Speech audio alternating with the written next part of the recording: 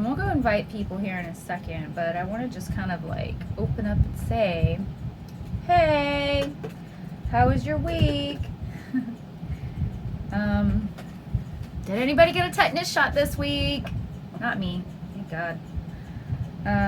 But I did scroll across a guy on Instagram who was like, tetanus shots are BS, you know. It's kind of funny what he had to say. Whatever your opinion is on that, that's your opinion.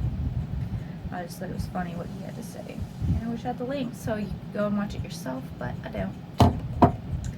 And I'm not going to get caught saying things I'm not supposed to. Because I'm going to delete this live stream. I don't know when, at some point I will. And then I will edit everything out, and then you will never know I said it. Say whatever I want right now. Especially while YouTube is not pushing my content out to anybody. That's fine. Because I'm doing this for me. To hold myself accountable to the things I said I would do, which was read the books. So, I have a library full. Oh my God, should I just show you some of the stuff? It's kind of messy over here because I was working on a video, but I'm going to show you. I'm going to show you my kind of mess. Is this sitting on anything? Okay. There's some of my books and a project.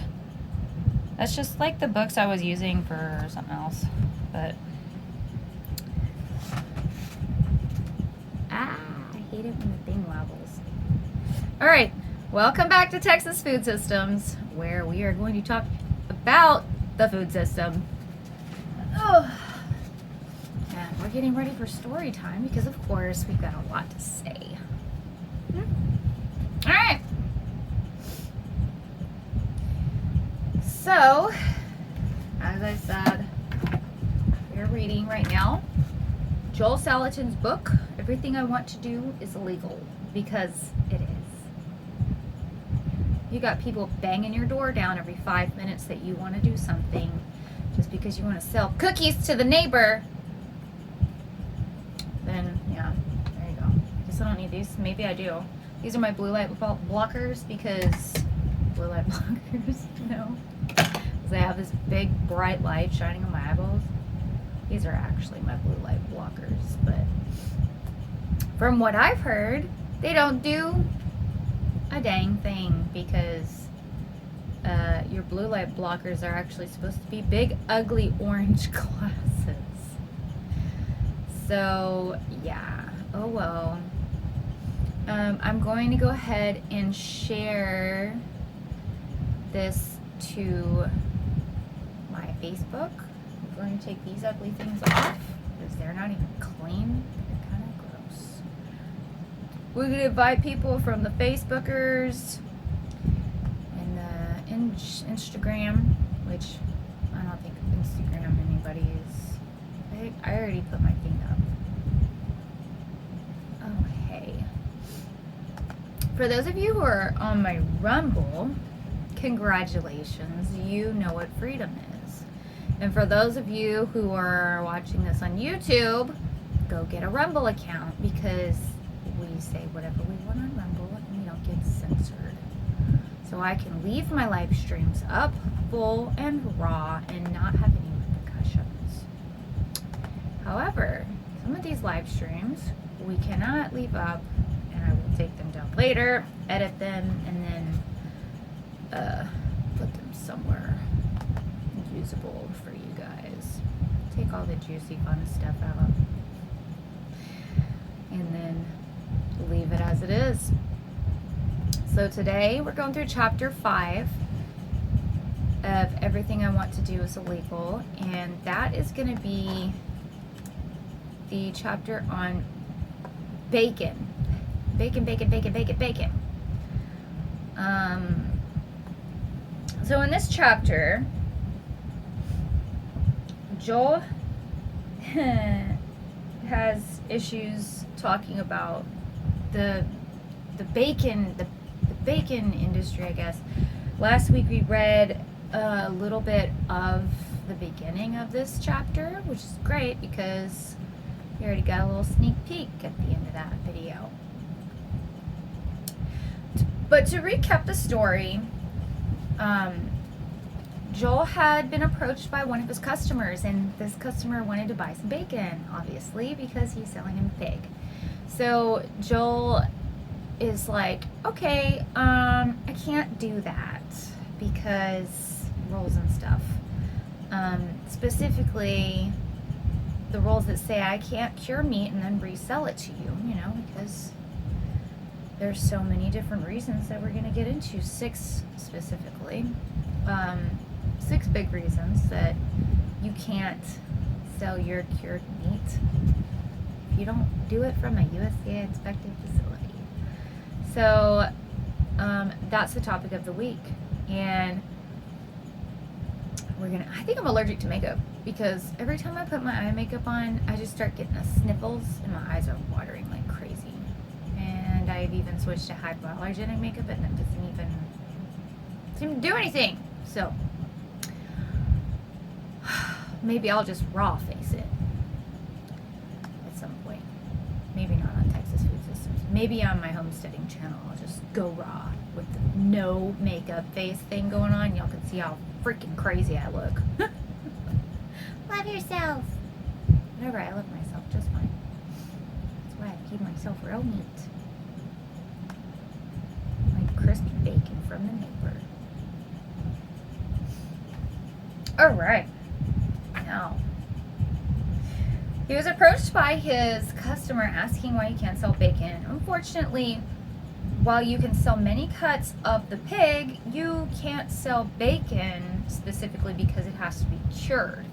Now, I think I actually remember talking to one of my neighbors about this a few months ago, and she was showing me around her little shed facility thing where she sells her meat out of, and she said that it's like it's an inspected facility and you just need this and that, and it's really easy and whatever. And I'm like, oh, yeah, if you got money, like if you're like me and you don't have like hundreds of thousands of dollars lying around to go hire a electrician and a contractor and get permits and jump through hoops, and then you got to buy the fridges and paint the walls and have the drains and whatnot, then what am I supposed to do? It's great. You can afford a farm. So here she goes to Vegas. Like, good for her, I think. Awesome. Like, she's a rodeo girl. Like, I can't. No. I've seen Yellowstone. I'm not going to do no, bucking and the booting. No. That's not for me. That if I tried to get on a Bronco, I would literally be kicked off to the train station. But that's just me. And, for some reason, the same thought process went through my head, and I was like, yeah, do you got any bacon? And I think it wasn't the first time I even asked her about bacon. I was like, I might have asked her in a text message, and she kind of just never really answered it. She's like, and so I was just like, oh, whatever. Maybe she just doesn't have bacon right now. Well, it turns out that you just can't sell bacon because you can't cure the bacon. Curing the bacon is a process where you basically preserve it in salts, and a lot of the times they'll use nitrates, they'll smoke it, they'll chill it, whatever. Like there's a bunch of different ways that you can do it, but in the USDA inspected facilities, they will usually salt them and add nitrates and nitrites, and a lot of people don't like to have the added nitrates and nitrites because of the health issues associated with them, and we will dive into that in another video. But today we're just gonna stick with the bacon, and we'll talk crap a little bit about it. So let me turn off my Facebook real quick so we don't have all the extra noise in the background. Tracy, I know who Tracy is. Same thing with YouTube, because I'm pretty sure that'll start dinging too. But yeah, to my stupidity, whatever, I didn't know any better. I later found out, yeah, you can't sell bacon because you have to cure it, and most people who sell meat from their homesteads or their farms, they don't have a USDA inspected facility set up to cure the bacon. And to be honest, not a lot of processing plants around doing that either.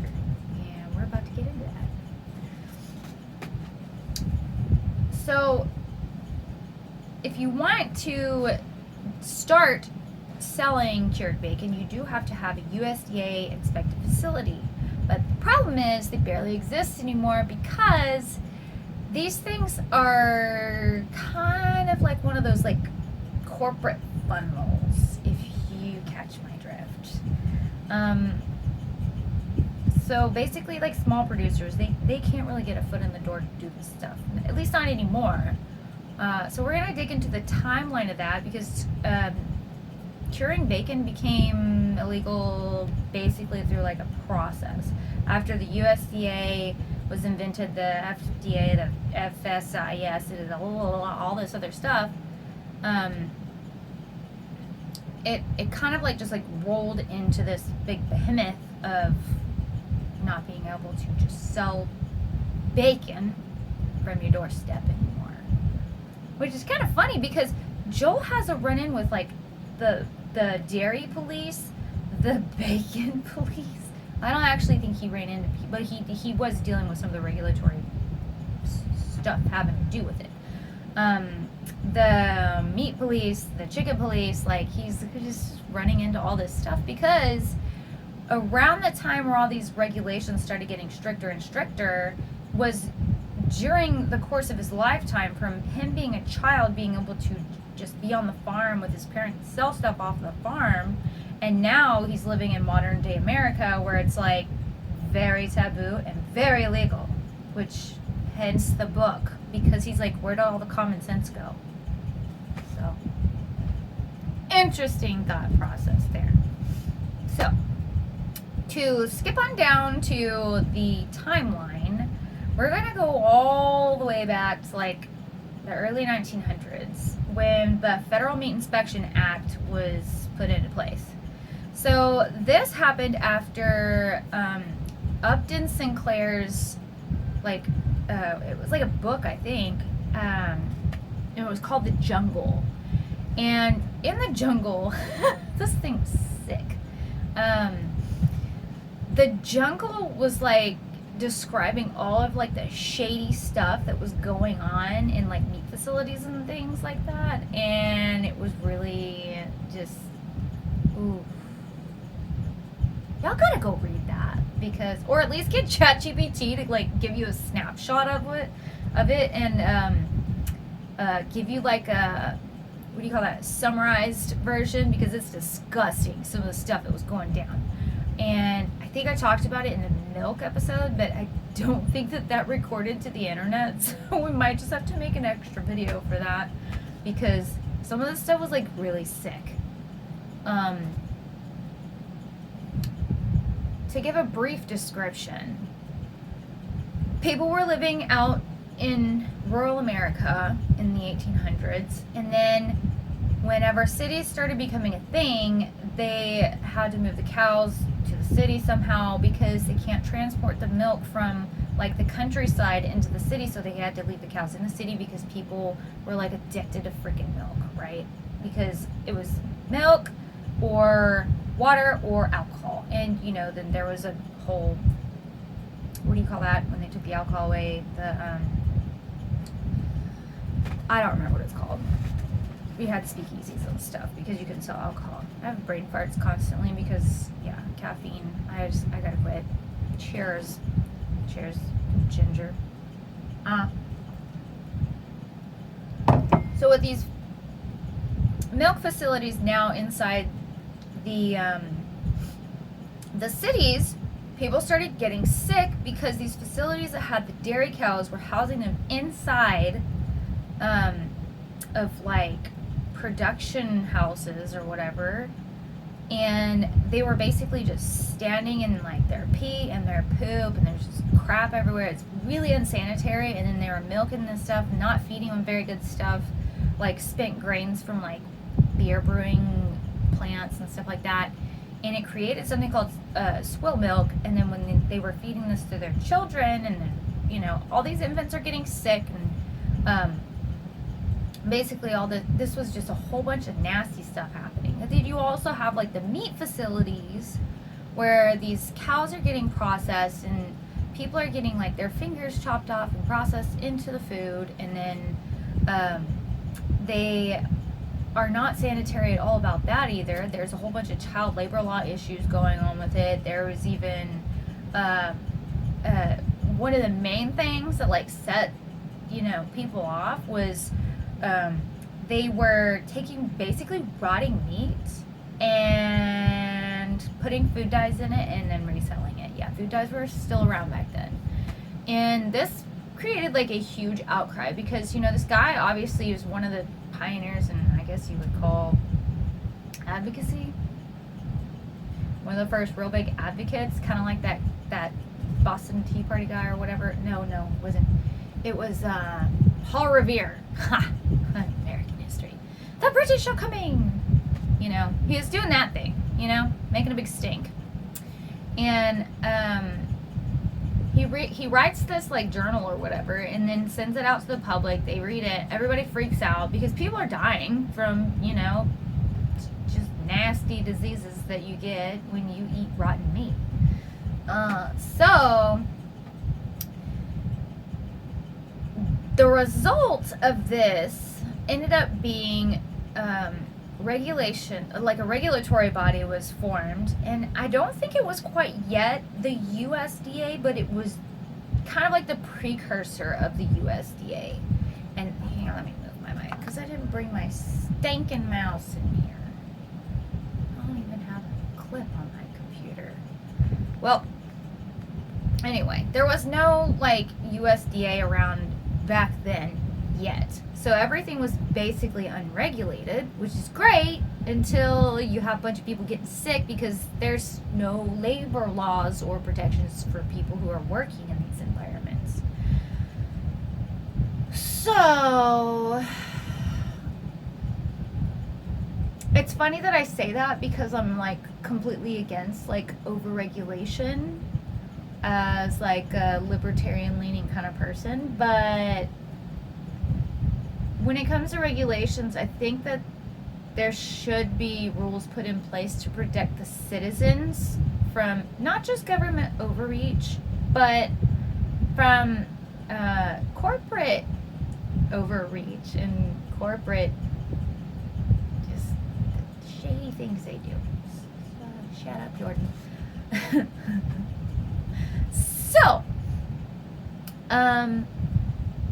this was the Federal Meat Inspection Act that was implemented in 1906. Right after this, as a response, basically, to the jungle. And I really wonder why he called it the jungle because it's kind of gross. Can we hit pause for a second? Because I really want to go get my mouse because I feel like I'm not going to be like making so many clicking sounds if I grab it. So just a sec. We will be right back. As usual, I have things that require power and signal, and they never want to work. We'll see if I land with this one. It's a cool one too. It's like a little alien one. It can light up. Because I like things that have color. Yay! Okay. Yeah, see, it changes color just like my keyboard. Because I'm bougie like that. Yes. If I have to have tech, it has to change colors. That's all I'm going to say. There. Gotta grab my book. So,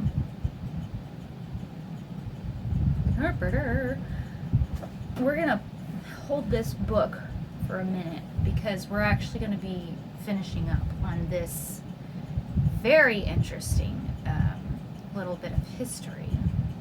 I mean, is it interesting? Do y'all think it's interesting? I don't know. I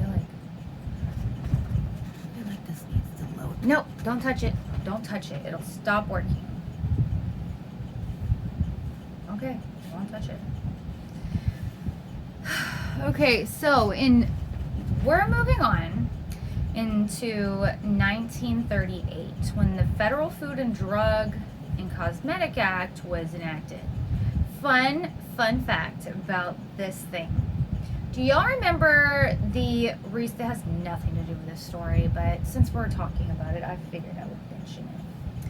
Do y'all remember people are making a big stink about RFK and how they don't want him to get rid of food dyes? Shut up, you stupid, ignorant soccer moms that don't know anything, because we want the food dyes gone because they cause problems. So there was a ban on red dye 3, I believe. Was it 3 or 40? No, 40 wasn't done yet. They were just now banning 40. Okay, so it was 3. 3 was the one that they banned in like January or something. And then somebody was like pulling off some smart ass remarks saying, oh, well, the Biden administration, they were going to ban that. Well, if they were going to do it, they had 4 years to do it. And the papers just sat on someone's desk. So I think that was just a matter of, oh, we're going to, and then push the pencil. And then it didn't really move. But specifically with that dye, that was banned in cosmetics, like for your face, back in like the summer. I don't think that this timeline is correct, but we're just gonna talk about it anyway. I believe that was in the 60s, but I'm gonna have to get fact checked on that because it's probably incorrect. 1938 does not sound like it's a correct date. In fact, let's fact check it right now. Fact check myself. So, the Food and Drug Cosmetic, or not the Federal Food, Drug, and Cosmetic Act. Why can't I click on stuff?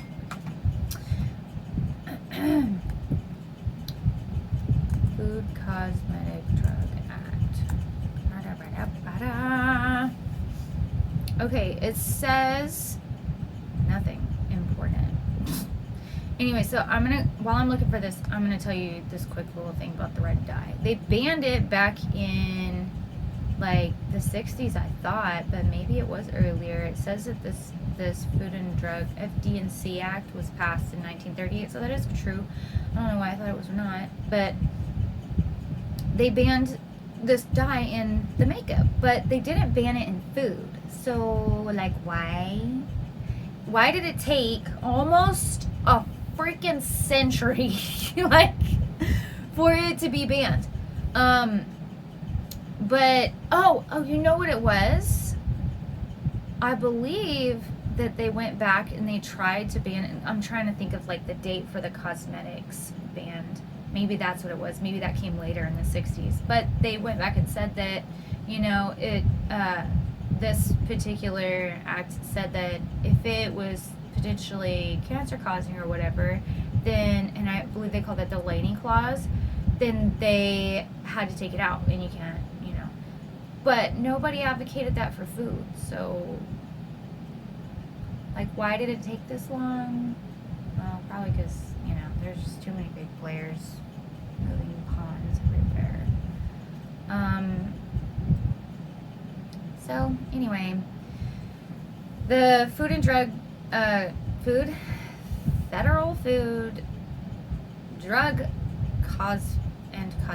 FD&C, gave broader authority for the federal agencies, which is like the FDA at the time, to control food processing and ingredients. So it added basically power to ban adulterated or misbranded foods, I guess, and that included meat. So it was put in place to protect things, but in the end, don't give anybody power that you don't expect to be restricted around you for some other ridiculous reason.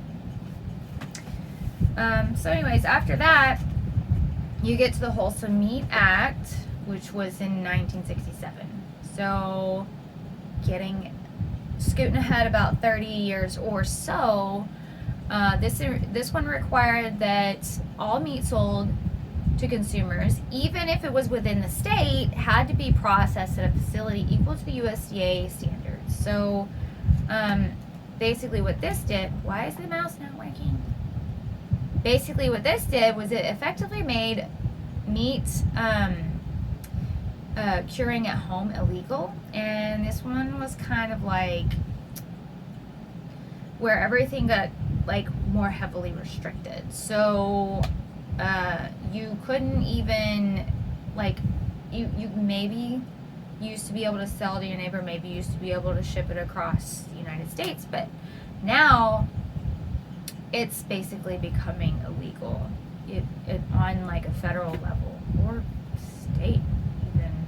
I don't even think that you can even, hang on, let me scroll down because I think this is, yeah, no, just at the federal level.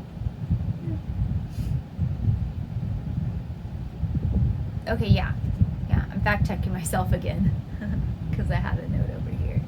Yeah, before 1967 you could sell it locally, but now you can't after they did the Wholesome Meat Act. So this is when the federal regulations started getting like heavily restricted, and then you could do like certain things. But it was not just with like the pork industry. It was like, this was like a time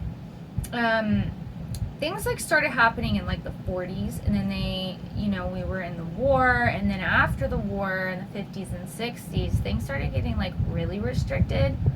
I wouldn't say restricted, but that's when like bureaucratic stuff kind of like started creeping in. Like the baby seeds started getting planted, and in the 80s they started sprouting. In the 90s they started growing arms, and in the 2000s they grew flowers and had seed heads, and now they're spreading everywhere.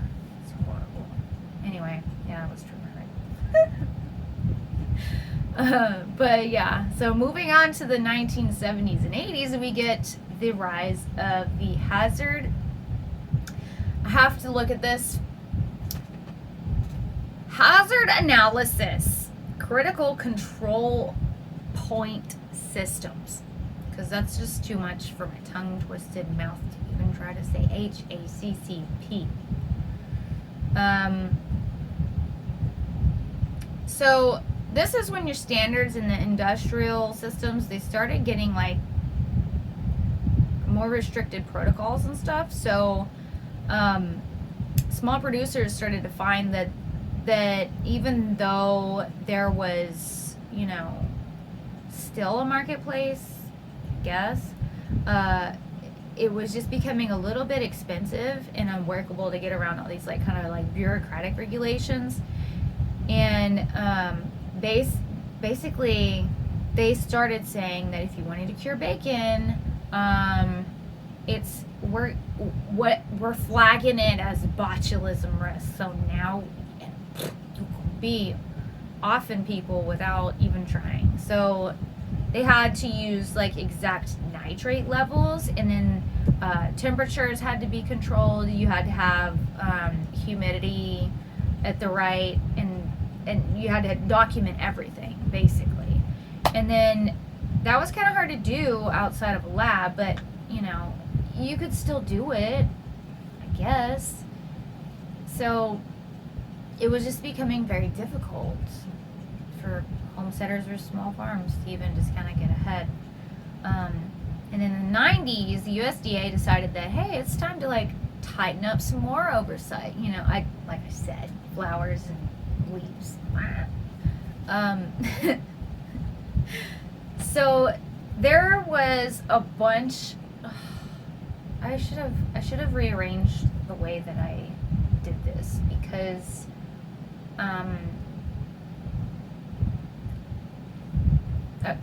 it's okay. We'll talk about it. There was an outbreak in like 1993 at Jack in the Box because they had like a E. coli issue, and the USDA, I don't know if the USIS was around yet, but they stepped in and they started like getting a stranglehold, you know, getting those roots tangled around those rocks, if you get my drift. So they started cracking down on like ready to eat stuff, and that included like the cured meat products. So they started requiring that it was done in the USDA-inspected facility, which had not previously been implemented yet. They just had all these rules that they kept adding, and now you have to have it in the USDA-inspected facility, and everything done by lab verified safety protocols. So like you had to have the plans in order as well as doing it in the facility. And basically this was like the nail in the coffin for most small farmers who just wanted to like cure bacon and sell it to their neighbors like they had always done, like people have done for thousands of years, albeit with their pay. But that basically made it effectively illegal. So today, in the last like 20 years or 25 years since the 2000s started, the enforcement and the infrastructure have like basically like clamped down so hard and shut down basically everything and consolidated it down to basically a few meat curing producers, I guess you would call it. And it's hard to find a processing facility that actually still does this. Even for the big guys, there's like a handful, and if all your bacon that you get from the store comes from only a handful of facilities. You would think, oh no, there's like 40 of them in Texas and like 50 in California. No, I don't even know how many there are, but there's not a lot. We can look that up too. Here, I'll look it up right now. This is what the live stream is all about. We will go and search information and fermentation. How many meat curing facilities in the U.S.? Somebody's already looked this up.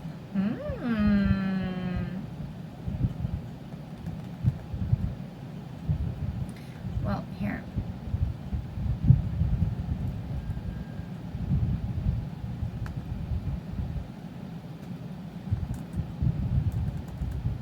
Ugh. Bacon. Alright, this is wild. At first it said 6,000 plus, and that was incorrect. Fact checked. It's estimated there are about 150 businesses in the overall bacon production industry. These businesses may encompass various stages of bacon production, including curing, smoking, and packaging. And all bacon is processed through curing, which is essential for preservation and flavor. So that's like all of them. That's even like if there's like one little guy just randomly in like Nebraska or Tennessee or something making smoked bacon legally. That's the 150. That's it. There's like 50 states plus other territories. So that's like 3 per state.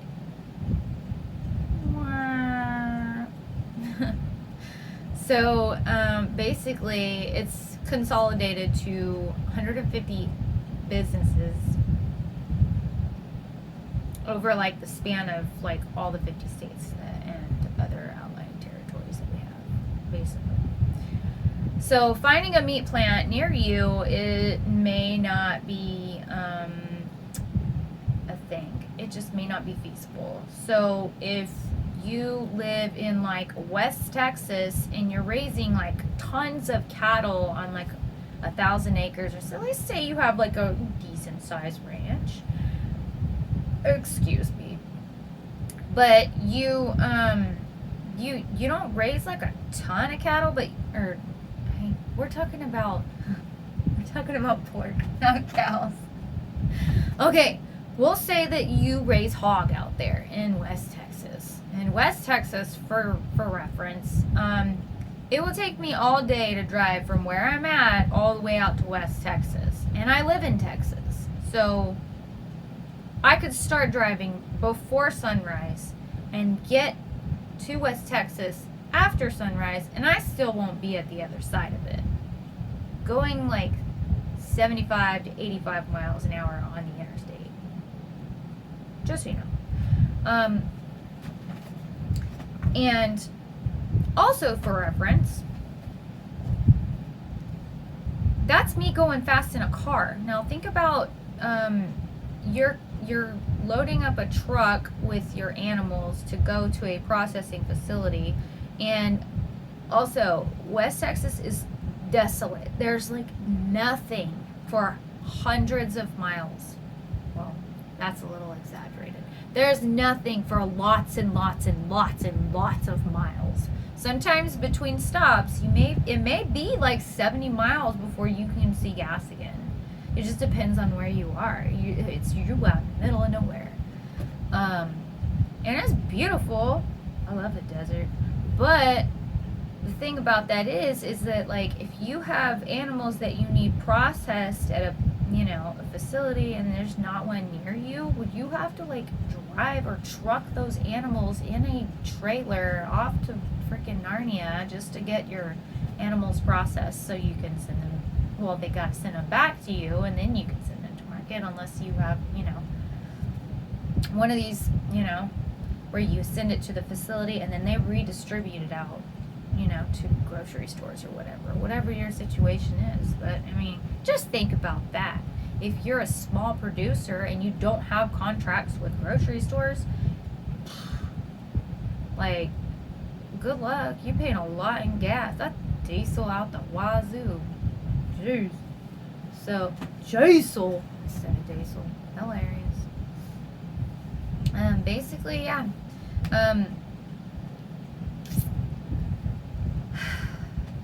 You're not going to get a small farmer who's able to afford something like that if they're out in the middle of nowhere. And that it may not even be the middle of nowhere. You might just be landlocked by a forest. That sounds so Appalachian. But like oftentimes there's just not stuff for miles because things centralize around cities, and if you were to spread out 150 plants across the United States, like good luck Alaska, but like good luck Hawaii too. They probably don't even eat bacon. I mean, maybe. I don't know. But if you spread 150 processing plants out throughout the United States, then you're going to be getting a huge amount of gaps in between, because I don't even think you can stick equidistant polka dots on the United States without having to spend at least $100 in diesel. Anyway, moving on. But ultimately, your bacon became illegal to sell without the USDA inspection after 1967, and now it sucks for the little guy because, people like Joel Salatin who just wanted to sell it to their neighbor, they can't even do that anymore. Now it's illegal to do that. So, let's deregulate. Yeah, right. As soon as they squeeze these regulations into place, it's freaking impossible to deregulate. They're like, but no, because somebody got, if you know what I mean, to put that note in place. We got to dive a little deeper into that.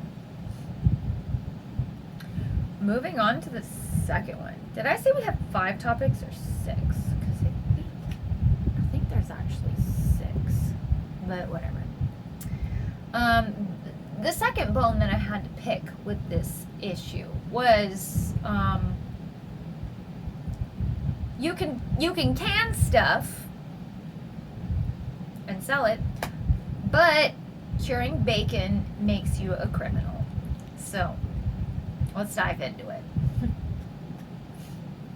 You can boil vinegar and strawberries in your kitchen and throw it in a jar, pressure cook it or whatever, and then pull it out, sell it at the market.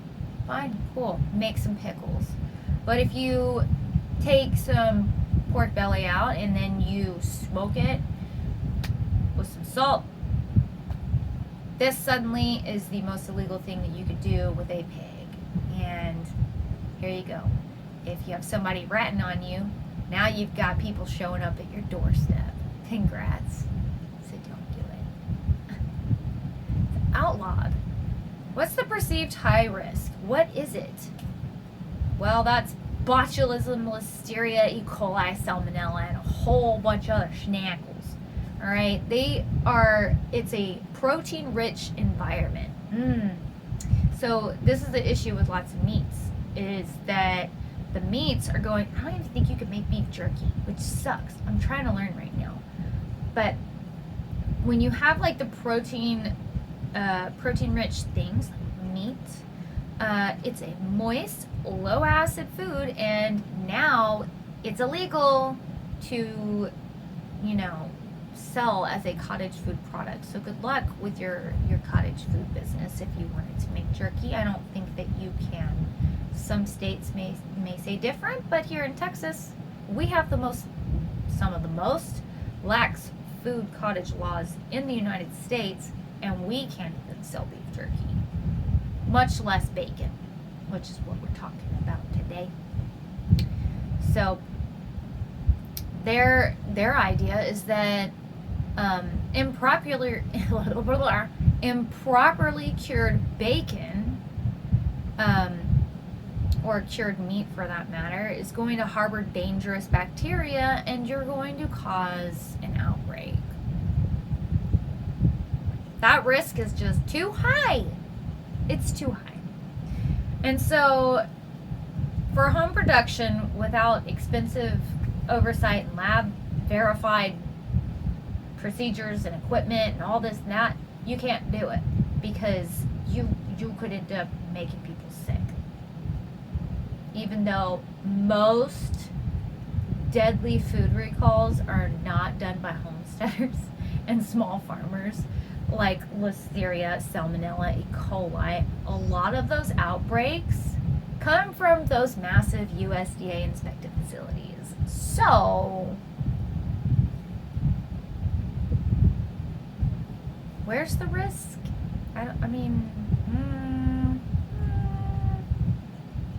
Seems like the risk is in the highly condensed plants that are pushing thousands and thousands of animals a day through their chutes, not the guy who's getting, 12 done at a time. I don't know. But as far as the cottage food law protections go, there are no cottage food laws that I know of that protect a person who is working on a small scale, that is wanting to just cure meats in their kitchen and then resell them. And I was looking this up the other day kind of because I wanted to do the beef jerky thing, and I thought it was a cool idea because I have rabbits, and I tried some jerky from my buddy PJ, and I was like, that's good stuff. And so I was looking it up, and well, you can't do that, so oh well, no business in that aspect. So I guess just sell the flanks and tell them to blend it up and then do it themselves, especially if it's curing is so easy, then might as well just do it yourself. I think you just blend it up basically and get one of these little like squirt pews, if you know what I mean, and then like you like on the dehydrator and then you just let it go. There's your beef jerky. But I don't know. I'll have to like actually try doing it first before I become a professional at it. And maybe that's why they say that it's too much of a high risk, because people like me want to just do it. But I think most people for the most part, aren't just jumping into it saying, I'm going to make a business out of this because I've never done it before. I don't think that's how it's going down. But that's how they make it seem. They make it seem like just a whole bunch of like willy-nilly retards are just out here to get you and just want to make you sick by selling stuff that they raise in their backyard. I don't think that's the case. I really don't. So, yeah. There's your industrial monopoly. Building up their legal shields because that's what they do. They want to protect their big meat processors and just squash out the local competition because they like their cow hairs.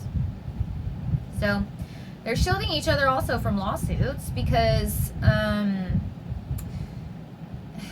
they just got. I'm gonna read you something here in just a minute, and it's actually. I probably put that down a little bit lower in here, but we will go over that, them shielding each other from lawsuits.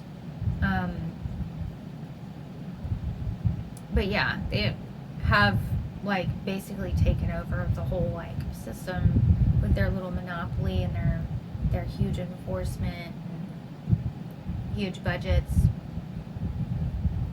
It's just it's become kind of impossible for little people to do stuff that they just want to sell some bacon, man. So I thought this was an interesting quote. It was a little bit further in the chapter, so we're gonna like hop around during this episode because I couldn't put everything that he was talking about in a chronological order that I liked. So it's kind of like jumping around. But on page 74, he has this lovely revelation and says, you cannot legislate integrity. And the reason he was talking about that was because he was referring to basically like, why are you gonna sit there and make all these stupid regulations when, you know, people in the poultry industry can't even wash their hands? Like, you can't regulate it to death expecting that it's going to make things safer, you know, because that's just not how it works. You're going to have, you know, Joe Schmo over there who, you know, just grew up under a rock and doesn't even, like, wash his hands. He's going to go spread his feces all over the place. And, oh, my God. I was, like, at a Del Taco one time in California, and I was going through a drive-thru, and I realized, like, these people weren't wearing gloves when they were handling my food, and I made a big stink about it, and I called the, like, corporate office, and I was like, is this legal? Because, you know, coming from Texas, you know, I thought they were supposed to wear gloves, and I was, you know, thinking about things, you know, I was thinking, if you are handling my food, and I know that most people, I'm going to ruin restaurants for you, I know that most people, when they use a bathroom, and they're touching their stuff with their dominant hand, nonetheless, and then they just walk out. You hear it in the bathroom. Next time you're in the bathroom, listen for the water faucet. Most people don't wash their hands. I'm not telling you anything you don't already know.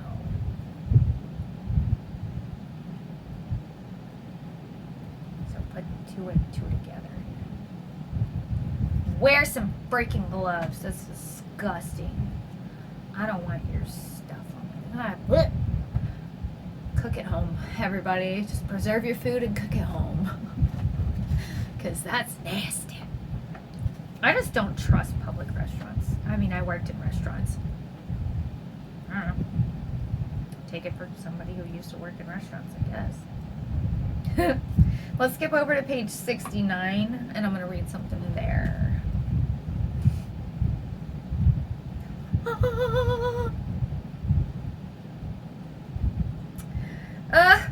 There was a story that we skipped when it comes to on-farm bacon making. yeah, he was going on about like, oh, what if I do this? What if I do that? Just getting annoyed about like the curing process and what is it that he has to do in order to be legal. He was trying to get a workaround and figure out how to do it because his customer wanted some bacon. Basically, it doesn't matter. You have to have multi-million-dollar infrastructure in order to get your way.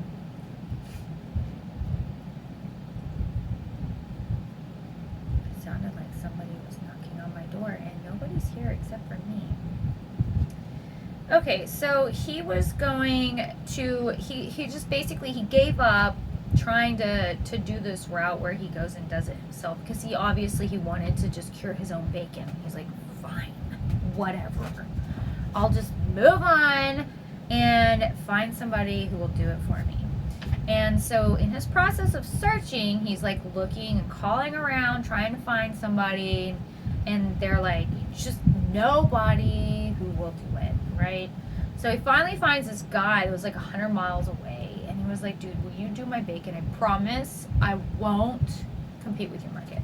I have my own customers. Don't need your people. So the guy agrees to it, and then he's like, okay, yeah, so we're gonna do this. And why am I reading this story right now? Oh, okay, yeah. He goes out and he gets the guy to do his meat. He gets the guy to cure his meat, right?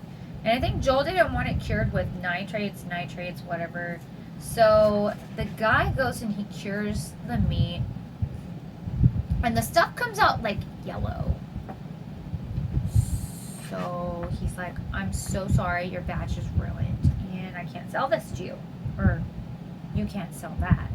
And Joel's like, really? So he takes it home. He fries it up. He eats it. And nothing happens. He's just fine. He tests this on himself. Wow. You must have an iron stomach, sir. I mean, the guy drinks out of a cow trough, so he probably does. So he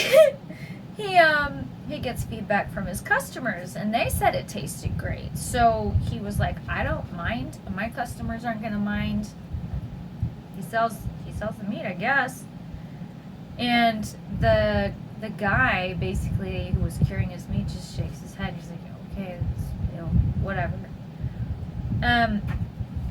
But basically, the reason that you don't want to sell yellow meat is because it could be nasty. Remember, we were talking about things being nasty. So, yellow meat means that your meat has oxidized and may have bacterial growth. And if it doesn't pass the sniff test, or if it's slimy, nasty, then it might be harder to detect like the bacteria. And like yellowing doesn't necessarily mean that it's bad, but it just makes it harder to be able to tell. So then you're kind of like relying on, swabbing it, sending it to a lab, or sniffing it, or you could just do it the way Joel did it and just cook it up anyway. If you get sick, then you know. But that's the reason, I guess, why this guy was like, you can't sell yellow meat. But I mean, how many times have you like cut up an apple and like not even 10 minutes later that shit's brown? And like, the apple's not bad, it's just ugly. Well, it's the same concept, but I don't know that I would buy yellow meat from you, Joel. No offense. I know that you're great practices, but I don't know if I can get past the yellow. I don't think I can get past the yellow meat thing. But to recap, the nitrates, not recap, but remember, like, the nitrates are what are keeping the fresh look. So it may be just as good as the same meat that was cured with nitrates, and then the meat that's cured without the nitrates, whatever. Same product, one's just uglier. It's like, it's the same concept, basically. And when you think about it like that, it's kind of like the same thing of when they took the rotten meat and they colored it and resold it, when they're adding the nitrates to it. Because what if that meat was nasty, or it was a little bit yuckier? Maybe it's got something going on. Mom? I'm not your mom. Sorry, I got a message. Maybe you're just like, what the heck was I saying? Nitrates. We're talking about nitrates. Okay. So nitrates and nitrites, they're basically like taking it and making it to where it doesn't look spoiled, even though, you know, you could still have botulism in it. Especially, oh my gosh, yeah. Especially if it wasn't cured correctly, which was the case at a facility. I think it was Boris. Don't quote me on that. We're going to look at that lower in the video. We're going to, later in the video. There was a botulism issue. You can't see or smell botulism. You can't feel it. It's just there.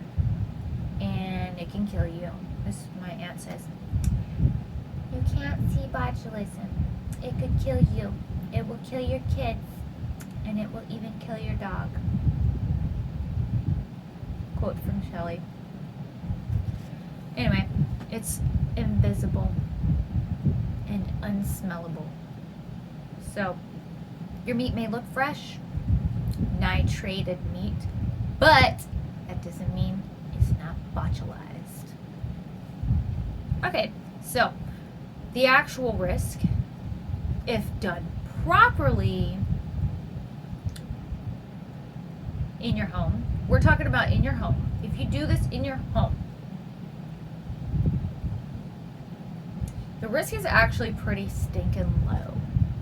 It's really low. I looked this up. I was like, well, how many people are, you know, because, you know, from homesteads, how many people get sick? People actually get sick and die. And the risk is actually super stinking low. So you basically just want to like make sure that you're using curing salts and keeping it refrigerated and making sure that it's cooked thoroughly when it's cured. So, yeah. Thousands of people do it every single year. Maybe even every single day. At home, with no inspected facility, and they're just fine. They're all still here. Who am I repping today? Black Canyon of the Gunnison. That is in Colorado. Beautiful place. The back of this shirt's even better. But here we go. If you do it improperly, in your kitchen, then you are going to have a risk of botulism, which is from improper nitrate use or anaerobic storage, or you can get listeria, which is another issue with the cow's milk. You could get salmonella, which is something that chickens carry, or E. coli, also chickens. It's also E. coli in your gut already, so. But yeah, or mold. You can even get mold. But yeah, any of these could be deadly and toxic amounts, but you know, you are your person and you are in control of you and your family, and you make those decisions for your family. That's about all I have to say about that. We're gonna move on to number 3, and I'm going to throw this mouse across the room because I'm tired of dealing with it. There, choice. Turn the light off. Maybe it's dying on me because it doesn't want to work. I'm just crying right now. I swear I'm allergic to my makeup, y'all.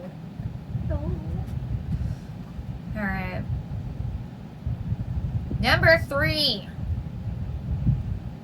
As we hit an hour. You're not allowed to make informed decisions about your own food. Even if you trust your farmer, that local guy who's been, curing meats for decades, maybe even like in his family going back to like the 1800s, doing it with their urine, who knows? You're not allowed to buy that stuff. Well, I mean, maybe you're allowed to buy it, but they're not allowed to sell it. Because remember, again, the problem isn't on you as a buyer. The illegalness is on them as a seller. Because in the eyes of big government, you're too stupid to make your own decisions. So if the government says no, then, you just gotta do what Big Daddy says. Let the arrogance sink in. Sorry. You can't even beg somebody to sell you their bacon because that's illegal for them to sell it. Sorry. But to be honest, who wants to eat all this salty meat anyway? You could just have unsalty meat. This is kind of one of the bones I have to pick with this. Like, it's like, I'm not real big into salty stuff. I don't like salty food. I'm not into it. I don't really like eating pig to begin with. But I'm rooting for those who want to eat the bacon because they should have the right to eat the bacon just as much as they have the right to vote for whoever they want. I'd still judge you, but it's your choice. So let's remember that cured meat outbreaks are extremely rare, according to the CDC. CDC has recorded all the outbreaks and where they came from because they have to. That's part of their, job. And I didn't look up the percentage of people who have died from outbreaks in the homesteading community or in like small farming outfits and stuff like that, but from the USDA-inspected facilities, it's like 3.5% or something. But we'll have to go dig into that detail in number 6, I believe. But we're not on number 6 yet. We're halfway through this. So just stick with me because we still got like another hour or so. So if you can tolerate me for that long, more power to you. Thanks for coming and joining me. I know I'm beautiful. My tea is cold.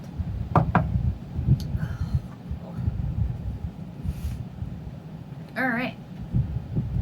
So botulism outbreaks from home cured meats are 0 to 2. I'm reading something right now. Per year on average. And most of them are from improper canning, not bacon. Wait, shouldn't that have been in the last one? Because we were talking about canning versus bacon. Yeah, that should have been in the other one, but it's okay. Yeah, apparently it's either no people, 1 person, or 2 people die every year, on average, from botulism. Is this like a worldwide statistic, or is this just like America? I think it's just an American statistic. That's wild. Like, I mean, it sucks for them. Like, I'm sorry. But, like, you would think it would have been, like, at least a little bit higher. And it's extremely low. Almost 0. Like, sheesh. You're more likely to get E. coli from your salad, it looks like. So shouldn't they just, like, outlaw salad? Since there's so much of a risk of getting E. coli or salmonella from your salad.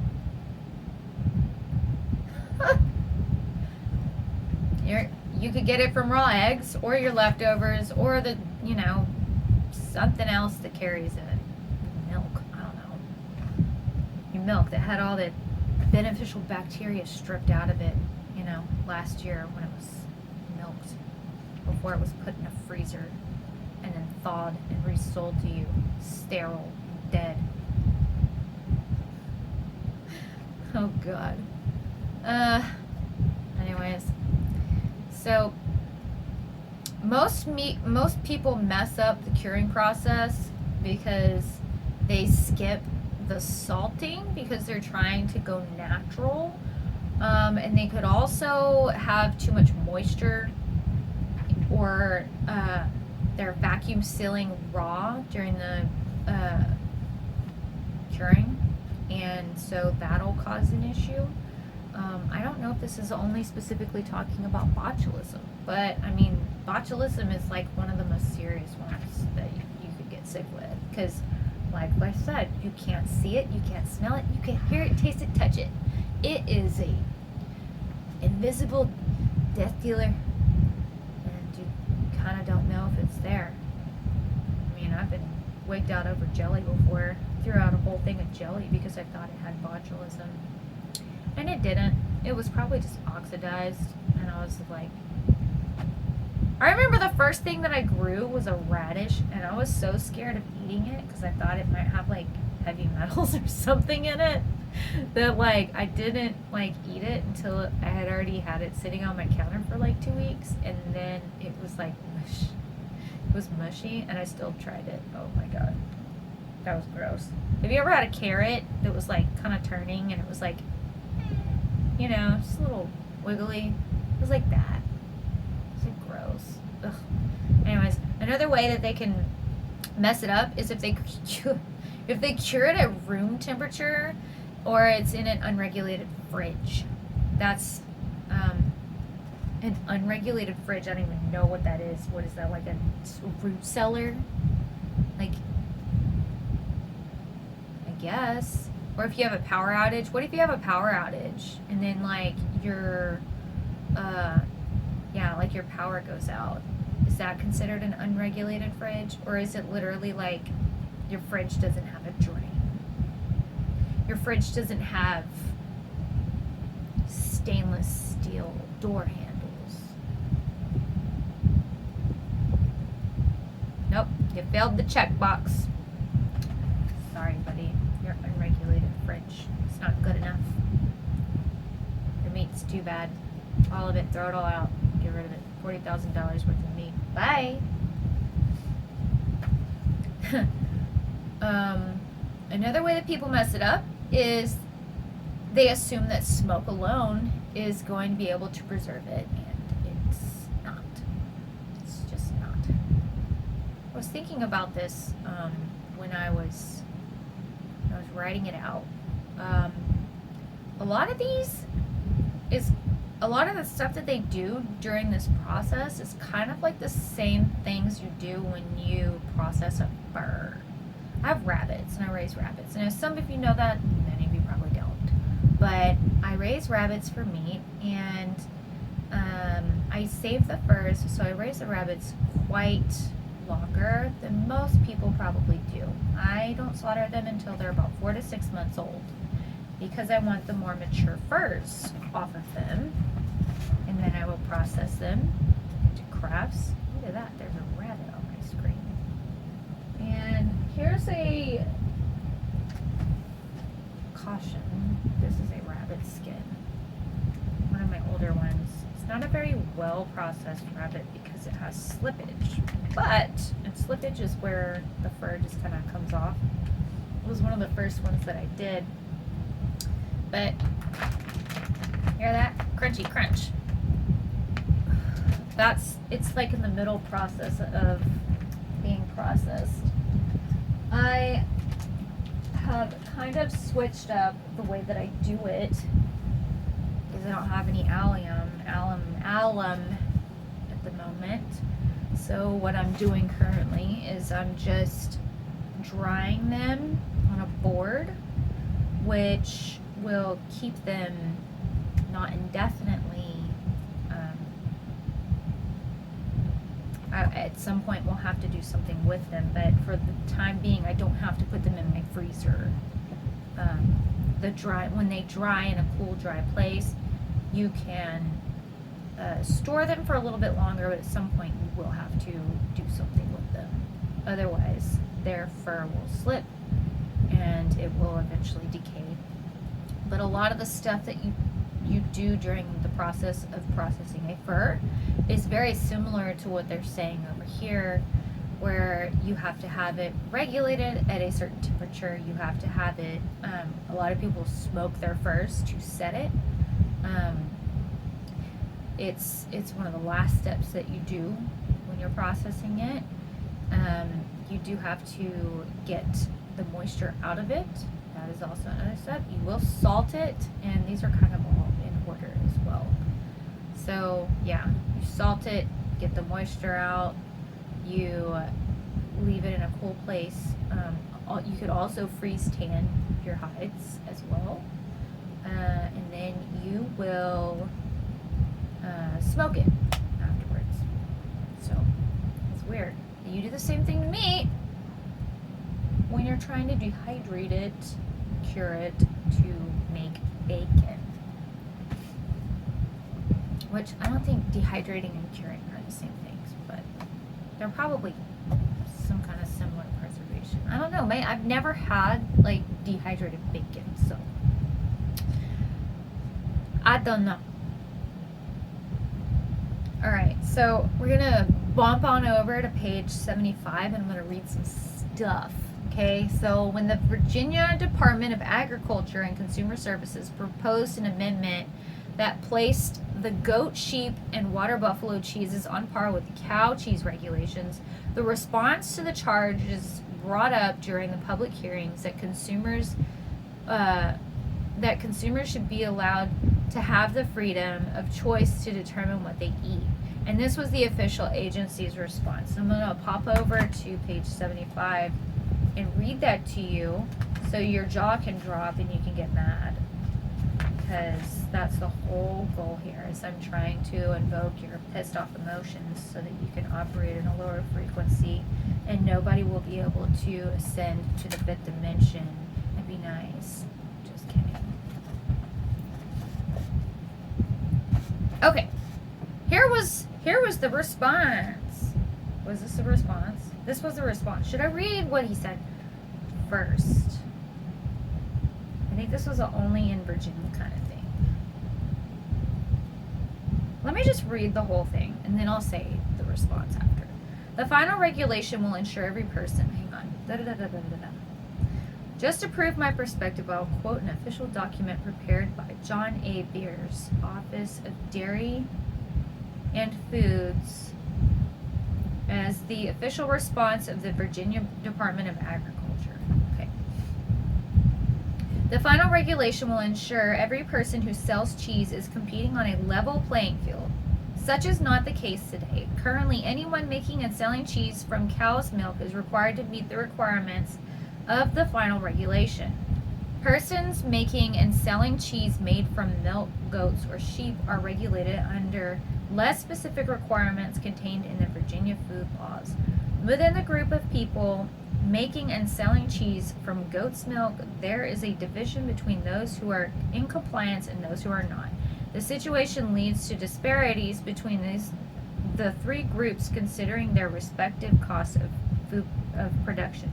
The current situation provides some individuals with cost advantages over others making the same or similar products. So, this guy is basically complaining about the compliance of people who, let's say, don't have as much money as the people who are in the inspected facilities. Or I guess technically it's goats versus sheep versus cows. And pigs? They're not milking pigs. Water buffalo. We don't have water buffalo. Isn't it just a buffalo? I thought water buffalo was like a wildebeest in Africa or something. I don't know. Anyways, this was the guy's response to people who were like, bit freedom. He was just like, shut down. No. He said, for individuals to make a choice implies that they have some basic knowledge on which to base a decision. I hate these guys. Freaking assholes. The department believes that the average consumer does not possess the basic knowledge to be able to determine if milk and dairy products are safe. Less than 3% of the population lives on a farm or has any understanding of the processes required to produce milk and dairy products safely. Consumers also lack basic understanding of risk factors involved with sanitation, production and processing methods, packaging, handling, labeling, and distribution. The average consumer does not question the safety of food products offered for sale, but expects them to be safe. Consumers assume that food products are safe because their experience tells them so, not because of their knowledge of food safety. Crying, guys. This is making me so sad. Consumers also assume that products being offered for sale at farmers markets or other places established by local government authorities are just as safe as products in the grocery stores that come from inspected facilities. The fact that farmers markets are sanctioned by local government gives people the impression that the food products offered for sale have been sanctioned by local government. Children are one group of consumers who have no choice. Children will consume what their parents or other adults provide them to eat. Children are unable to determine for themselves what's safe or unsafe to eat, what is unsafe or safe to eat. Cheese and dairy products made from unpasteurized milk are associated with high levels of illness and disease outbreaks traced to dairy products, and children are often the victims of these diseases. Oh, Lord, that was a lot. And there's more to it, too. It keeps going. Where does Boston accent come from? Anyway, yeah, it just keeps going. You know, you're just a poor, stupid consumer. Yeah, basically what they said. That is literally what they said. What a jack off. Ugh. People disgust me. I mean, he kind of has a point. He kind of has a point. People are dumb. People can be dumb. People are not always dumb. I think most people have their heads screwed on straight, but yes, their expectations may be different at a farmer's market than a grocery store. I think a lot of the people that go to a farmer's market are not the kind of people that shop at Walmart, if you catch my drift. So I think that they may be a little more educated than you think they are. But I don't want to say that. That sounds really prejudiced. I don't know. So the farmer's market versus grocery store. I don't really know what to say to that, because like I agree and I disagree. I don't know, but I'm like that with a lot of things. So it's just kind of shitty that they bring up the safety and the children. Oh, the children. Oh, yeah. Because if it was about the children, then we would probably not be shopping on the inside of the grocery store, because all that stuff would be illegal. They'd be like, oh no, we only need to shop at local food markets. Localized food sounds like it would be better than high fructose corn syrup or Red 40, because that makes children go crazy. That's why we're banning these food dyes finally after a century. It's only about time, right? Give it 100 years or so and just fall off the market, I guess.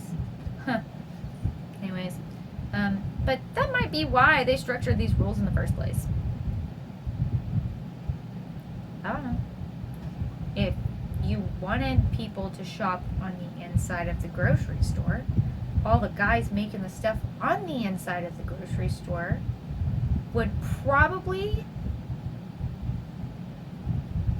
be sending some money to people to make rules so that they can keep that stuff there, and also it would be gaslighting the image of those products to make them look better than the stuff on the outside of the grocery store. Just saying.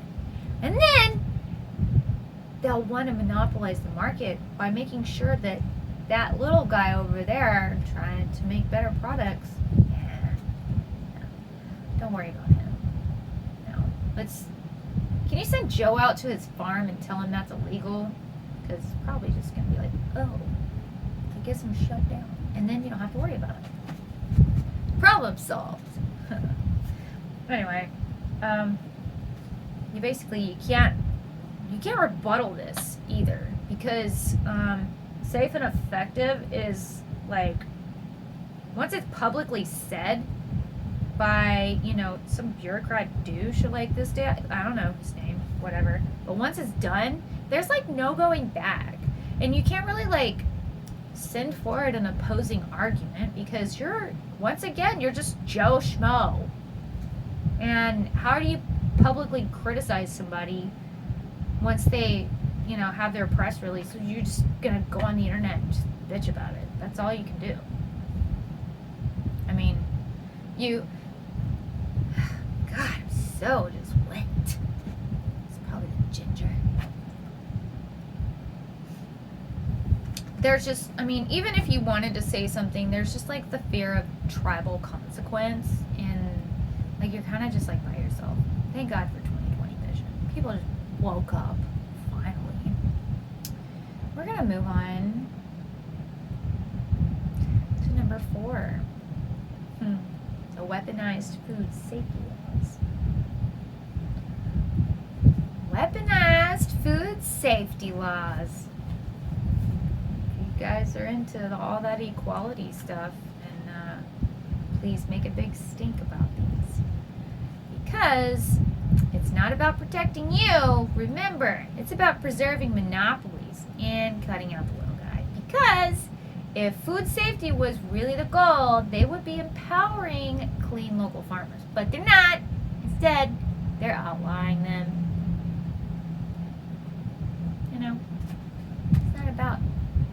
It's not about equity and inclusion. It's not about equality. It's not about fair market. No. It's about people getting what they want and keeping you out of the game. So, first thing we gotta talk about is uniform rules for unequal players. First, I need to take a break because my eyeballs are melting. So let's just do that real quick. I don't have to like pull this up yet. Okay, we're actually gonna skip on to that. Hang on a minute. Let me go blow my nose. Oh my legs hurt. Okay. Is my water even hot anymore? I know this one isn't. I tried to boil it, but I think after sitting for an hour, it's probably not even there. Like, it's probably 10 degrees Celsius. Yeah, that sounds about right.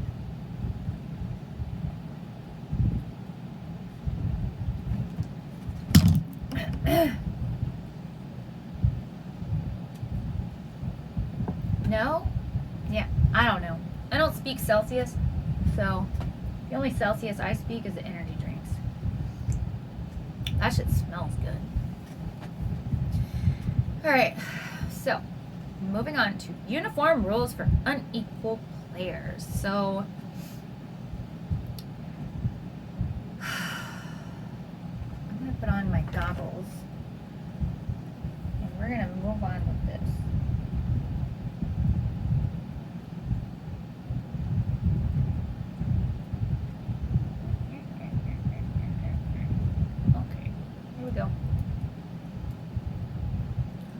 Maybe that'll help my eyeballs. Oh, that's annoying. Ew. It's just, I'm gonna have a glare, I guess.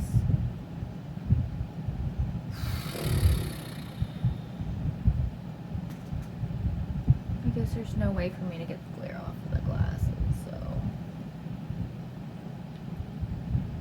Here, maybe I can just tilt my head down. Hey.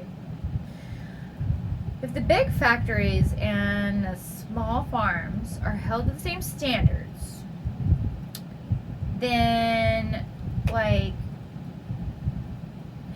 For one, the comparison between outbreaks is going to be completely different. So that's one thing to think about. Remember, there was, the whole 2 people a year versus 3% of all your, things you got going on in your outbreaks. That's a lot of people, because your beef industry, or, cured meat, whatever, it's going to be a lot bigger with a food processor.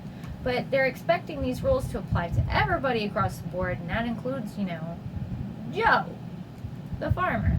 Joe the farmer. That's I guess, who we're going to call the farmer guy. Joe. So, a big mega plant can sicken like thousands of people with one outbreak, because that's all it's going to take for, one processing plant to get a whole bunch of people sick. It's just one outbreak. And then, that's like a whole county of people. They're all sick. Got that botulism going on, Botulism is a real thing, y'all. It can kill your dog.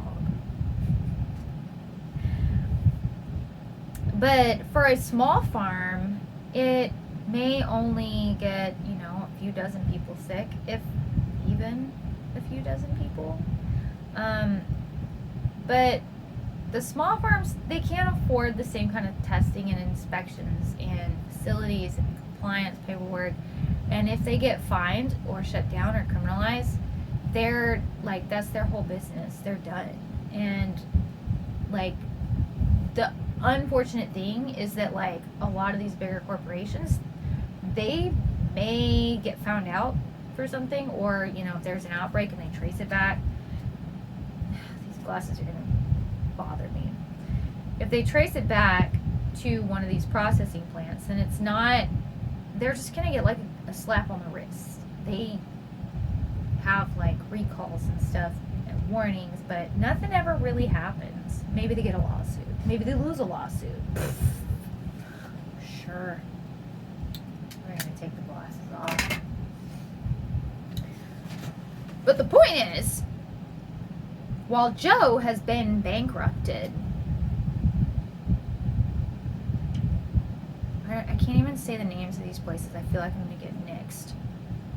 The big guy, we'll just call it the big guy, he basically just pays somebody to make it go away, because that's kind of what happens, unfortunately. They have like their own little like mob friends, I guess.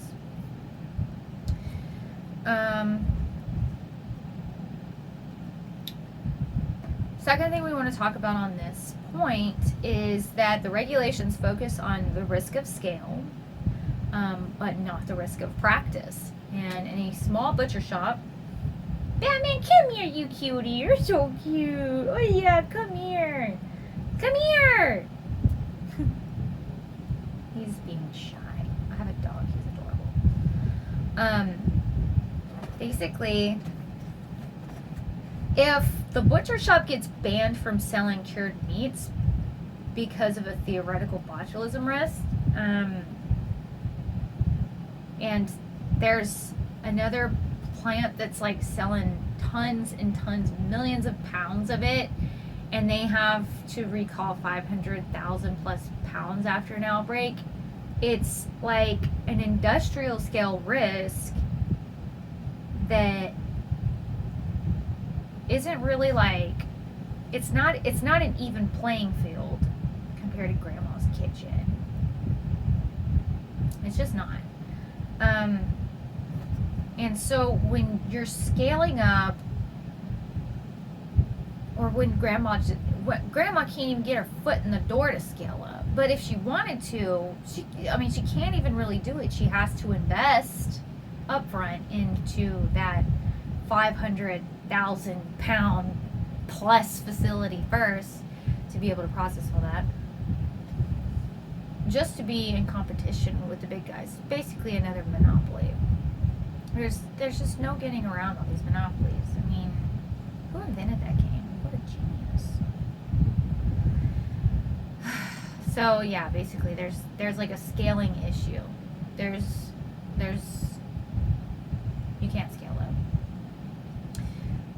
And if you want, okay, third thing, if you wanted to sell what you could safely make, it's illegal.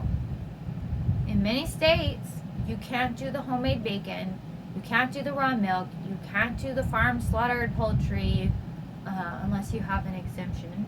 You can't do wild crafted herbs. You can't do fermented foods even, which is crazy. I just found that out too. Or bone broth, for that matter.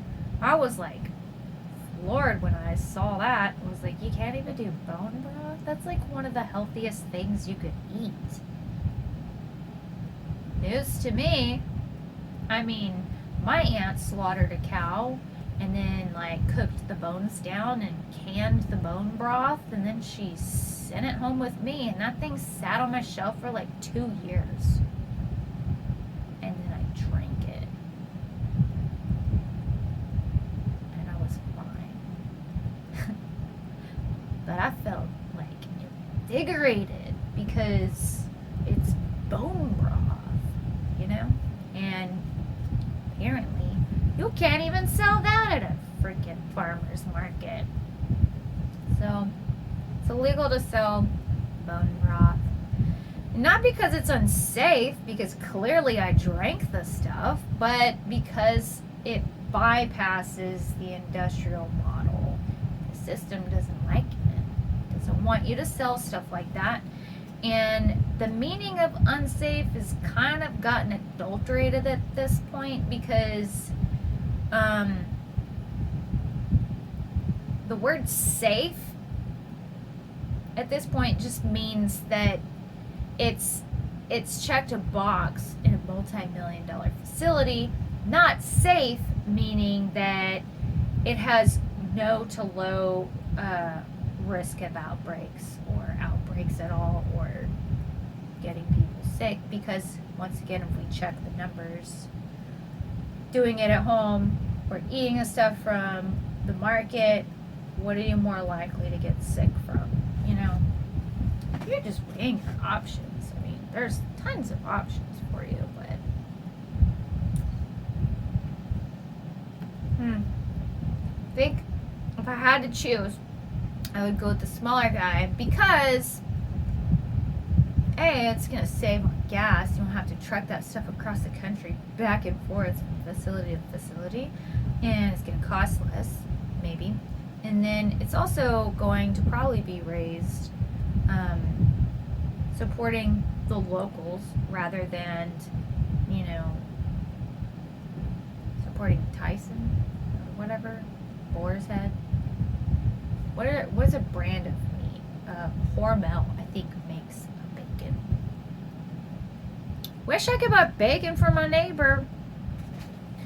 But remember, I'm just a dumb consumer. I'm just a dumb consumer. I mean, I don't know. But regardless, cottage food laws are arbitrary and political. So you can can jam, you cannot can jerky. And you can sell cookies, but you can't make bread. Wait, yes you can. But it has to be bread that sits on your counter. This is actually only a Texas law. So I think some places, you know, other places you can, and you cannot make bread and sell it. But in Texas, it has to be a shelf-stable bread. So none of that frozen stuff. Can't do that. What is that, dough? The dough or whatever. But you can do cookies, so you can't do broth. How about that? Yeah. Can't do that nice, nutrient-dense, mineral-rich broth, because that could have botulism. You could be one of 2 or 0 people that die this year from botulism. So keep that in mind when you are making shady deals on the crossroads with your neighbor, trying to avoid the legal system. But basically, because animals and meat products are under the supervision of the USDA, not even state level cottage food loss can save you if you wanted to be exempt from the regulatory bureaucracy that holds you down from getting $1 from your bacon or your broth, whatever. But yeah, moving on to number 5. You have to wait, buddy, because I'm not gonna take you out right now. I tried to let you out earlier. You did not want to go. Number 5. Oh, here, he's gonna come. He's gonna come up here now. Come here. Oh, this is Batman. Isn't he so cute? Lord. Lord, look at you. This is my dog. He's like 14 years old. He's old. He's an old guy. He's an old guy. Look, he's got his teeth missing. He's one of those. So yeah, anyway, Big Ag writes the rules, and the lobbyists basically from food processors in the USDA or for the USDA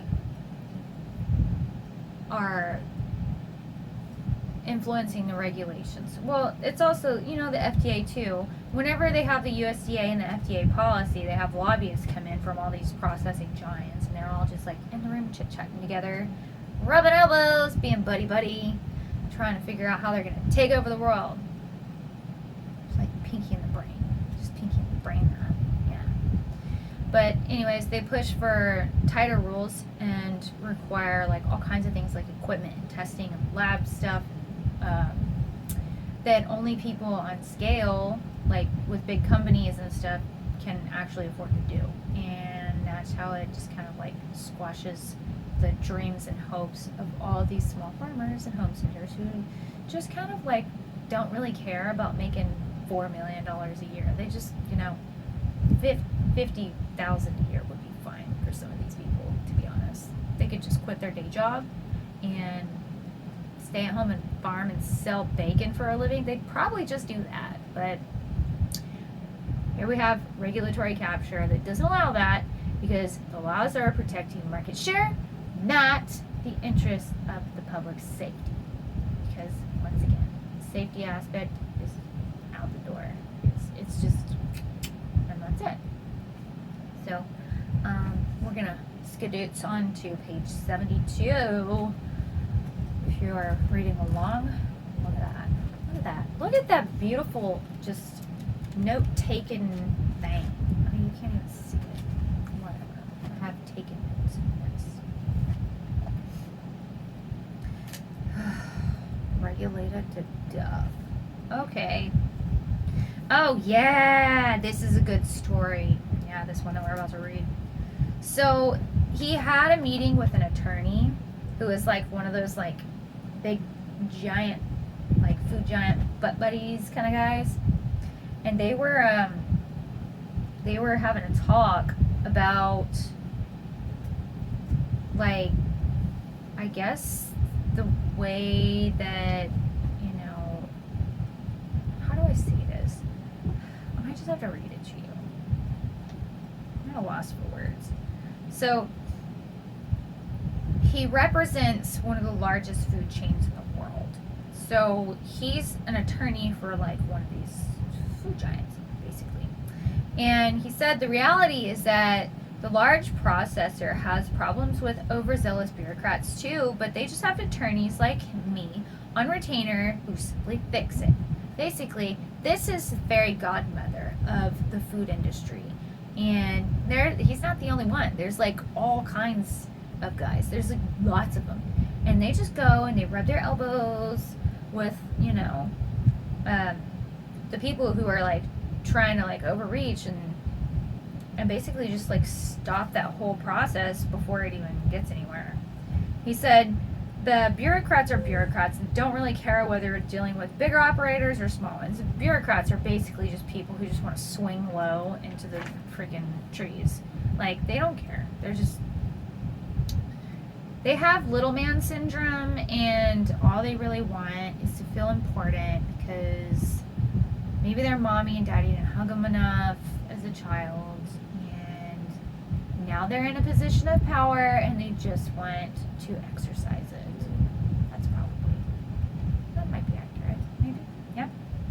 Anyways, so basically, they call in the tech giants will just, you know, tech giants. The food giants will basically just like call in this attorney guy and just like be like, you can just make Bob calm the F down over there. And so, yeah, they just send him over there and then he just like pats him on his little head and maybe takes him out to dinner, wines and dines him, and then just, you know, they just kind of shut up, I guess. But yeah, according to him, it's not really a discriminatory application of the law. If the little guys would become big guys to hire people like him, they could enjoy the benefits of retained insiders to run inference too. That's what this guy's outlook on that was. What a douche. Am I reading 73? We are. Okay. Goes on to say, the problem is that the rules become requirements of the system rather than requirements of competency. If a touchdown is a goal, then you can have just as valid a touchdown on the short field as a long one. If food safety is the goal, then you can have just as safe food produced in a home kitchen as in a Campbell soup factory. If the goal is safe food, who cares what the infrastructure is as long as the food is safe? What a revolutionary thought. It's like someone is using their common sense. Oh wait, it's Joel Salatin, not the guys in fucking Washington. Just said the F word. Or my bad language. And then we're moving on to say that the high cost of local food has nothing to do with the actual costs. The cost almost always is a result of inappropriate regulations that include inefficiencies or efficiencies. And most of what enters the marketplace from large outfits is constantly trying to expand in order to spread the cost of regulations. The best way to eliminate competition in the marketplace is to stifle the upstarts from ever seeing the light of day. And that's so sad. But it's so true. And I feel like it's not just in the food industry, too. I don't know. But, yeah, that's just weaponized enforcement of your bureaucratic butt buddies. So annoying.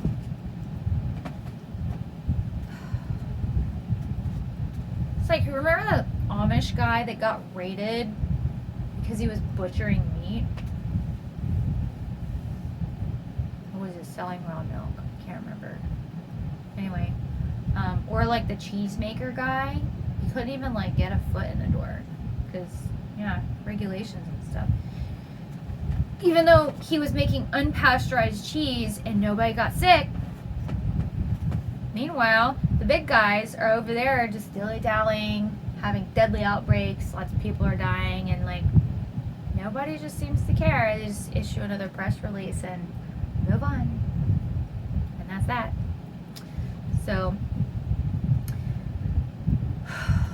when the rules are so extreme that they eliminate the local producers and then the centralized facilities are left to poison half the country with salmonella and tainted chickens and botulism, E. coli, etc.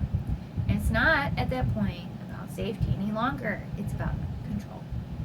And so you can feed it to your family, and if you all die, it's fine. But that also means that there's less self-reliant people in the world who are not propping up the system. And if you want to make $1 from your meat, which is a huge loss whenever you are doing packaged meat, because you can't sell $1 a pound meat. It's just ridiculous. But regardless, you're a criminal, even if you don't hurt anyone. And the system is just built for corporations. It's not built for people. Even though, like, you are the citizen, and the corporation is a shareholder company. Did we already go over that? I don't even remember. Anyways, the small farms, they can't even like afford the cost to legally sell cured meat. So even though the big companies can, they say, oh, that's not fair. You have an unfair advantage. Remember last episode? The unfair advantage? Well, the unfair advantage is that, you know, these million-dollar, multi-million, sometimes multi-billion-dollar corporations got their foots in the door before these regulations even had any kind of foothold. So tell me how that's even fair. It's not. So you're saying that this Joe over here who just wants to start his grape farm, he can't even get his foot in the door because your regulations are ridiculous. And when you got started, you didn't have those regulations. It's not fair. The unfairness is that you're gatekeeping. And it's not about safety. It's about basically the corporate control and the stranglehold over the citizens in America who have the right to freedom and happiness, and y'all are squashing all of people's dreams. It sucks. Just being rude. Just being massively rude. This is why. Gatekeeping. Number 5 on our big list, because we're just about done with this. This is the last one that we were, or actually second to last, because we still got another one we're going to talk about after this. But number 5 is that the USDA trusts mega corporations more than your local farmers. Did you know that this bumping elbows thing was not, we're going to read something real quick, it's not unheard of. You've seen the movies and TV shows and whatnot with all the crazy like Prison Break, where they were like, oh, they found out their mom was like behind everything and she was this crazy what do they call it, the company or whatever. That shit's real. They make these movies out of reality, you know that, right? But yeah, Joel Salatin has he's been very outspoken and very well received in some communities, and in others maybe not. But regardless of that, he knows how to work both sides of the aisle. And in this particular story, which is just a short one, but we're gonna read it, he got invited to go and hang out on a trip. Here, I'll read it to you so you can kind of like understand. I pulled up a chair to that big oval table at the front, and the Democrats and the Republicans and their industry buddies would call the state trooper over to have me summarily removed for going where I wasn't invited. He said, if I pulled up a chair. Okay, let me just read that again because I just butchered it. Okay. My legs are killing me. If I pulled up a chair to that big oval table in the front, the Democrats, Republicans, and their industry buddies would call the state trooper over and have me summarily removed for going where I wasn't invited. I've been to Richmond countless times, promised by my elected delegates or senators that a hearing would extend equal time. And dear readers, it does not exist.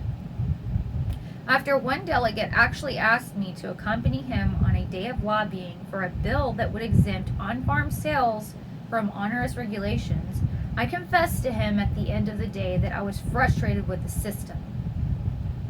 All day long, we could scarcely get an audience with a legislative aid. But behind my shoulder, whenever an industry lobbyist came along, the door to the inner sanctum swung open and the politician himself welcomed the guest with open arms. It's sick.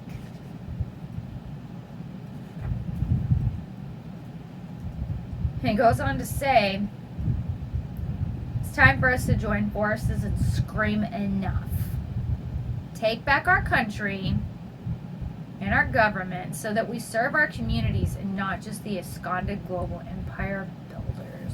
Ooh, get it, Joel. Just talk. Preach, sir, preach. Because we're tired of them bumping elbows. Like, they're just greasy nasties. I believe in the government.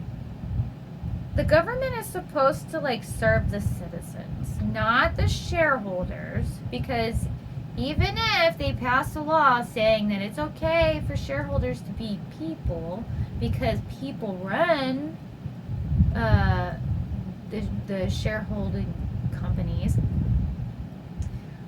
they're oftentimes owned by people all over the globe, and they may not even be American people. So how can you sit there and say that a shareholder is a citizen, but you know they don't even have to be an American citizen? Like, I don't understand that.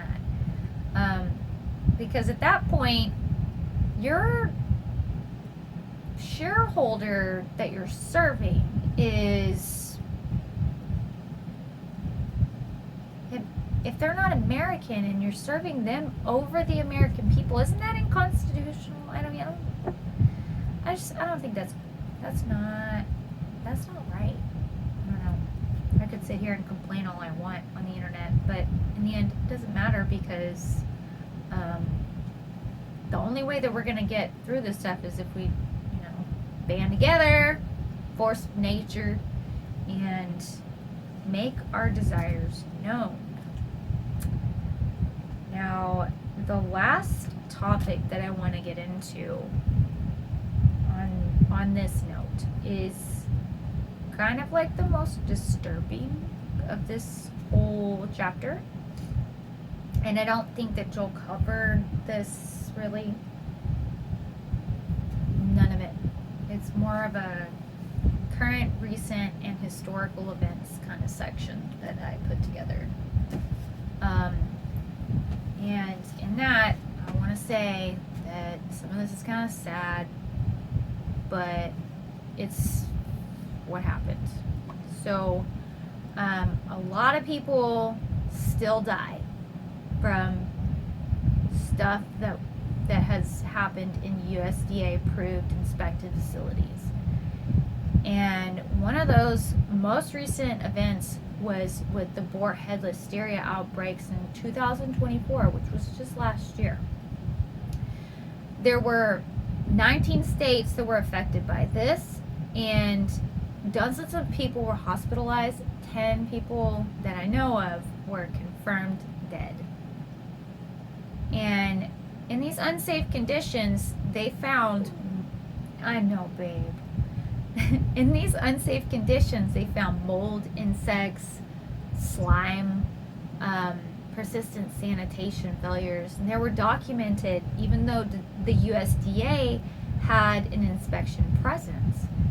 So, even in 2024, the USDA and FDA had 296 recalls just for that year, and that has even doubled compared to 2023.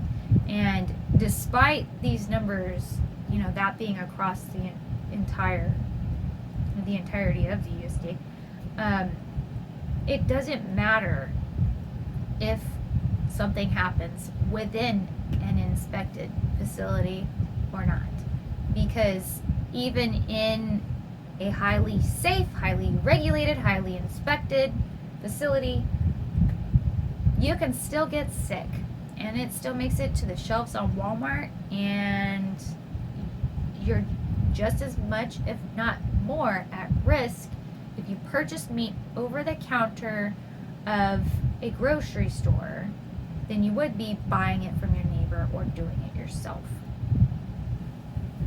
Let me let my dog out real quick, and then we're going to go over a few more outbreaks that happened.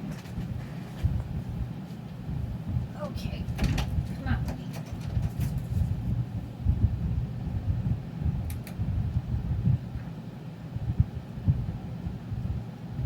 I'm not going to be mad if he uses the bathroom in my house, as long as he's not scratching the door and interrupting us. So, Another outbreak that happened was with the Jack in the Box E. coli in the hamburger patties in the 90s. In the early 90s, there were 178 people who had severe complications, and that was spread across 732 illnesses. Unfortunately, 4 children died. The beef patties that were served at a USDA-inspected and regulated restaurant, and they were traced back to a facility under USDA inspection, and this still happened. And there was also a listeria outbreak in 2002 at the Pilgrim's Pride processing facility in the turkey, and the contaminated products caused 3 miscarriages, 46 illnesses, and 7 deaths. So even unborn children are dying because of this. It was all linked to large-scale USDA-inspected operations. There was the ConAgra ground beef E. coli outbreak in 2002.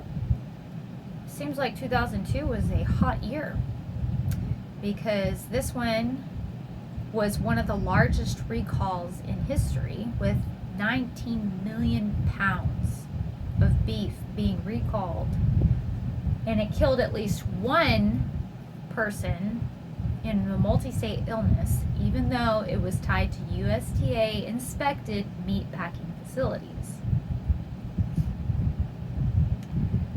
And between 2012 and 2023, there have still been many Listeria and Salmonella recalls, even though they were all in regulated facilities.